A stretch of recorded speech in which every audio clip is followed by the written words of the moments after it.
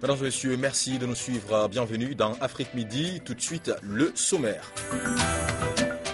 À la une de l'actualité, cette information de dernière minute, le champion sud-africain Oscar Pistorius n'a pas volontairement tué sa petite amie. La juge du tribunal de Pretoria a exclu ce jeudi la culpabilité de l'athlète sud-africain pour meurtre. On parlera du sport en fin de journal avec la deuxième journée de la phase de groupe des éliminatoires de la Coupe d'Afrique des Nations 2015 de football. Une journée réussie pour 5 équipes.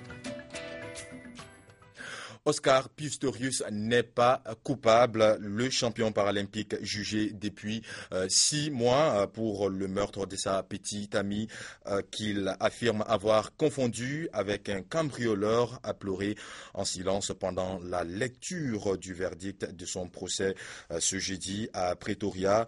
Il n'a encore plus la perpétuité puisque la juge ne retient pas la préméditation. La conférence internationale des investisseurs Investir dans l'espace UEMOA qui a pris fin mardi dernier à Dubaï a permis la signature de plusieurs conventions d'un montant d'environ 20 milliards de dollars. Ces conventions signées permettront la réalisation de 16 projets. Le compte rendu ici de nos envoyés spéciaux Souri, Kaba, Djakité et Al-Khalifa Touré. Des conventions d'une vingtaine de milliards de dollars ont été signées à l'occasion de la conférence internationale des investisseurs tenue mardi dernier à Dubaï aux Émirats arabes unis en présence de 5 chefs d'État de l'Union économique et monétaire ouest-africaine. Initiée par la commission de l'UEMOA sur le thème « Investir dans l'UEMOA », cette conférence avait pour objectif de mettre en exergue les atouts dont disposent les pays membres de l'UEMOA, notamment dans le secteur des infrastructures économiques, de l'énergie, des télécommunications, de l'agro-industrie, mais aussi des mines. La recherche de partenariats alternatifs et innovants, c'est fort de cette approche que l'Union a décidé de s'ouvrir au reste du monde pour renforcer la croissance économique dans l'espace communautaire. À cet effet, nous avons choisi Dubaï, plateforme privilégiée de croissance et de mobilisation de ressources en vue de financer nos projets économiques, surtout intégrateurs. Sur 17 grands projets intégrateurs d'un coût total de 21,5 milliards de dollars présentés à la communauté des affaires des Émirats arabes unis et les potentiels investisseurs internationaux, 16 ont fait l'objet de signatures de conventions portant sur un montant de 20 milliards de dollars.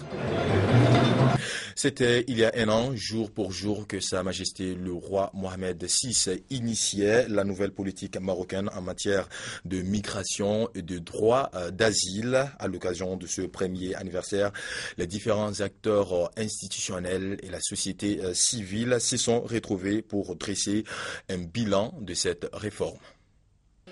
C'est dans cet esprit que la mesure a été lancée il y a exactement un an. Le 10 septembre 2013, le souverain avait donné ses instructions pour la mise en place d'une nouvelle politique migratoire. Un mois après, le gouvernement met en place des commissions entièrement dédiées à la question. Le 1er janvier de cette année, une opération exceptionnelle de régularisation des sans-papiers est lancée. Aujourd'hui, un an exactement après la mise en place de cette politique, nous faisons le bilan pour évaluer les retombées de cette mesure. Nous souhaitons avancer et mettre en place de nouveaux mécanismes. Pour cela, nous multiplions les consultations avec la société civile et tous les acteurs concernés par cette question. Pour bénéficier de cette campagne de régularisation qui se poursuit jusqu'au 31 décembre, il faut répondre à certains critères.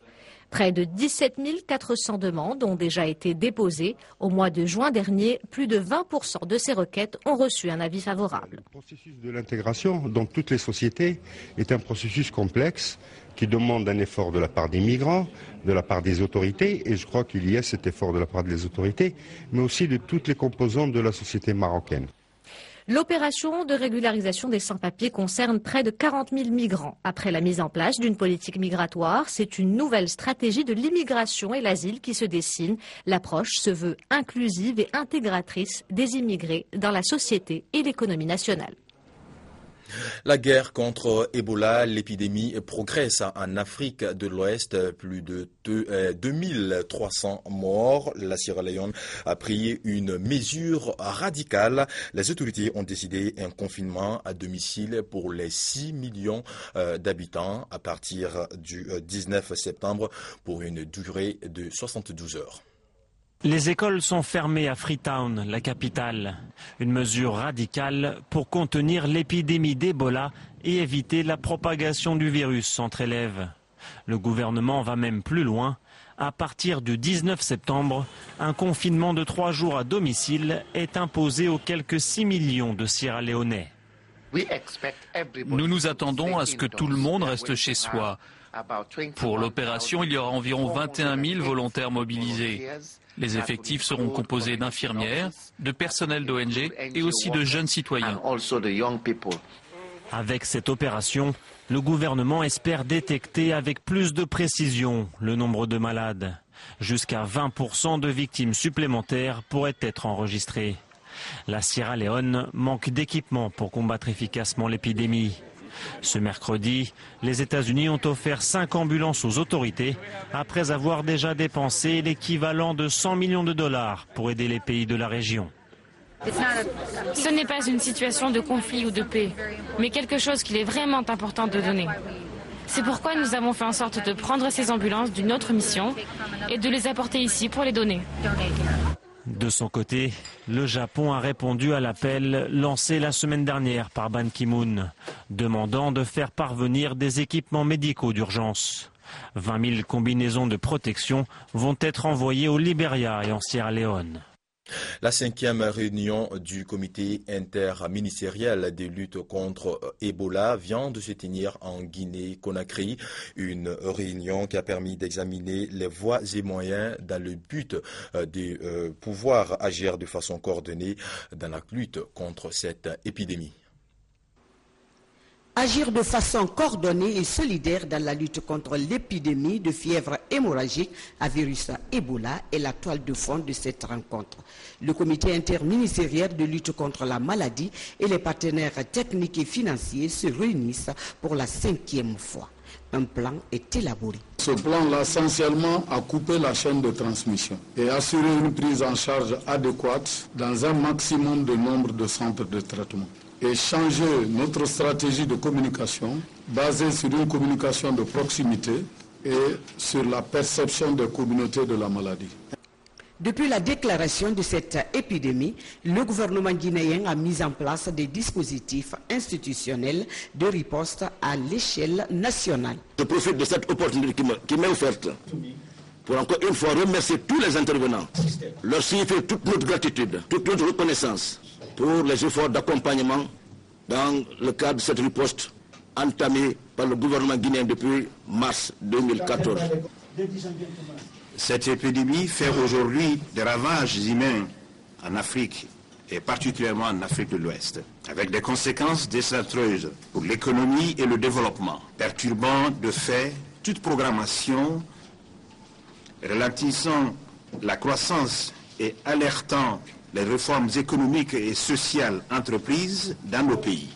Ce gouvernement traduit à nouveau la satisfaction du chef de l'État à l'endroit de la communauté internationale pour sa solidarité avec la Guinée dans la lutte contre cette épidémie. À la une de l'actualité également, l'adresse à la nation de Barack Obama. Nous sommes le 11 septembre 2014 et il y a 13 ans, après les attentats des tours jumelles, Barack Obama part en guerre contre l'organisation de l'État islamique. Je vous propose d'écouter un extrait de son intervention il y a quelques heures de cela seulement à la Maison Blanche. Our objective is clear. Notre objectif est clair, affaiblir et détruire définitivement l'organisation de l'État islamique à travers une stratégie globale de contre-terrorisme. Nous allons systématiquement mener des frappes aériennes contre ces terroristes. En collaboration avec le gouvernement irakien, nous allons déployer nos efforts pour protéger notre peuple et les missions humanitaires. Nous allons cibler des frappes contre l'organisation de l'État islamique au fur et à mesure des offensives menées par les forces irakiennes. Que ce soit clair, nous allons chasser les terroristes où qu'ils se trouvent. Nous n'hésiterons pas à mener des actions contre l'organisation de l'État islamique en Syrie, tout comme en Irak. C'est le principe de base de ma présidence. Si vous menacez les États-Unis, vous ne trouverez pas de refuge. En Ukraine, le président Petro Poroshenko parle d'une amélioration considérable dans la situation de cessez-le-feu. Des combats sporadiques continuent à l'est. Voyons les conditions de vie des habitants dans ce reportage. Un calme précaire est revenu à Donetsk. Mais ici, en banlieue nord de la ville, des explosions résonnent chaque nuit. À 1 kilomètre à peine, l'armée régulière tient toujours l'aéroport. Et derrière ce virage, l'ultime position des insurgés pro-russes. Impossible de filmer leur barrage, mais 2 d'entre eux acceptent de nous parler. On a reçu ça le tout premier jour, juste après le cessez-le-feu, en plein sur le pont. Ces hommes ont définitivement tourné le dos à l'Ukraine. On veut l'indépendance et rien d'autre. Comment pourrait-on rester avec eux alors qu'ils ont tué autant de personnes innocentes et détruit nos maisons? Comment pourrait-on faire partie du même pays? Cela n'arrivera pas. Relativement prospère avant la guerre, Donetsk vit aujourd'hui coupé du monde. L'économie locale a sombré en quelques mois. Les magasins ferment à la chaîne et les marchés sont désertés. Cette bouchère perd des clients tous les jours. Pour elle, le gouvernement ukrainien est l'unique responsable. Écoutez, je suis une femme et ils m'ont fait tellement de mal, je pourrais tous les tuer, je les déteste à ce point. Que voulez-vous que je pense d'eux? La banlieue de Petrovka est l'une des plus touchées par les combats. Cette école, la plus grande du district, a fermé. Non loin de là, un bombardement a partiellement détruit cet hôpital quelques jours avant le cessez-le-feu. La directrice est effondrée. Si seulement tout le monde pouvait jeter ses armes. Le mari d'une de mes collègues a été tué. Il est mort blessé par un obus. Tout le monde souffre. De l'autre côté aussi, on envoie leurs fils se battre contre nous. On souffre. S'il vous plaît, arrêtez ça. Mais pour la plupart des habitants ici, la paix ne sera que passagère. Malgré les pourparlers en cours, le cessez-le-feu tient à un fil dans la place forte des rebelles pro-russes. Et du sport à présent avec cette deuxième journée de la phase de groupe des éliminatoires de la Coupe d'Afrique des Nations de foot des Nations 2015 de football qui a souri hier aux équipes d'Algérie, du Burkina Faso, du Cameroun, du Congo et du Sénégal. Elles ont remporté une deuxième victoire des suites. Aminata Mariko. Les éléphants de la Côte d'Ivoire ont été lourdement battus 4-1 par les Lions indomptables du Cameroun ce mercredi après-midi à Yaoundé dans le cadre de la seconde journée du groupe D des éliminatoires de la CAN Maroc 2015. Sur une pelouse grasse, les Camerounais ont largement remporté le match choc de cette journée, lors duquel Aboubakar N'Dji se sont illustrés par un doublé par une passe décisive. Grâce à 3 points obtenus, ils se maintiennent en tête du groupe et relèguent par la différence de but la Côte d'Ivoire à la 3e place après que, dans l'autre rencontre, la RDC ait battu 2-0 chez elle la Sierra Leone. 2 matchs, 2 victoires, les Lions indomptables du Cameroun confortent ainsi leur première place dans le groupe D et prennent déjà un net avantage pour la qualification. Pour la Côte d'Ivoire, le chantier de la défense reste en cours pour Hervé Renard qui, à l'en croire, en a fait une priorité. Les équipes d'Afrique du Sud et du Nigeria se sont neutralisées 0-0. Les Nigérians, champions d'Afrique, sont mal partis dans le groupe A. Ce résultat n'arrange pas suffisamment les affaires des Nigérians, battus lors de la première journée par le Congo 3-2. Ils devront décrocher une première victoire au Soudan le 10 ou le 11 octobre prochain lors de la 3e journée. Les Sud-Africains, eux, joueront au Congo-Brazzaville pour la première place du groupe A. Les Sénégalais, eux, ont confirmé leur retour en forme. Ils ont gagné 2-0 au Botswana après avoir déjà battu l'Égypte lors de la première journée. Des Égyptiens qui, à l'inverse, poursuivent leur traversée du désert. Battus à domicile 1-0 par la Tunisie, les Pharaons sont derniers du groupe G. Leurs grands rivaux, les Algériens, n'ont pas ce genre de problème. Les Fennecs ont battu l'équipe du Mali sur le fil 1-0. L'autre rencontre du groupe B a débouché sur une victoire du Malawi face à l'Éthiopie 3-2. Le Cap-Vert s'est également distingué en battant la Zambie 2-1. Au classement du groupe F, les Cap-Verdiens ont creusé l'écart avec le Mozambique et le Niger qui se sont séparés sur un résultat nul de 1-1. Enfin, dans le groupe E, la situation de l'équipe du Togo s'est encore dégradée. Les Togolais ont été battus 3-2 à domicile par les Ghanéens, tandis que les Guinéens se sont inclinés 2-0 en Ouganda. Voilà, belle victoire pour ces équipes et c'est ce qui met fin à cette édition. Merci de l'avoir suivi. Restez en notre compagnie. À demain.